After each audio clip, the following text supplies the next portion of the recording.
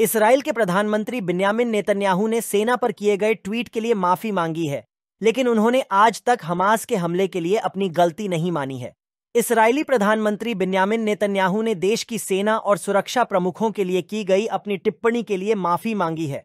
दरअसल शनिवार देर रात प्रधानमंत्री नेतन्याहू ने 7 अक्टूबर को देश पर हुए हमास के हमले को लेकर सोशल मीडिया प्लेटफॉर्म एक्स पर एक पोस्ट किया था, जिसके बाद इस विवाद की शुरुआत हुई।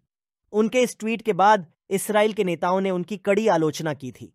नेतन्याहू ने ट्वीट में अपनी ही खुफिया एजेंसियों और उसके प्रमुखों पर निशाना साधते हुए कहा था कि वो हमास के हमले का अंदाजा लगाने में नाकाम रहे थे।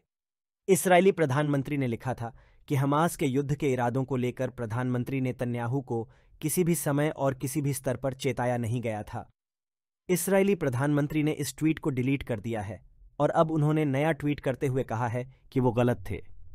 हालांकि जब 7 अक्टूबर को हमास ने इसराइल में घुसकर हमला किया था, तब से ही यह बात कही जा रही थी।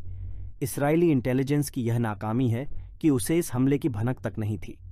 इसराइली खुफिया एजेंसी मोसाद अपनी मुस्तैदी के लिए जाना जाती है, लेकिन उसे भी इस हमले की भनक तक नहीं थी। वहीं मिस्र ने कहा था कि उसने इस हमले को लेकर मोसाद को सतर्क किया था, लेकिन उसने उनकी जानकारी को गंभीरता से नहीं लिया था।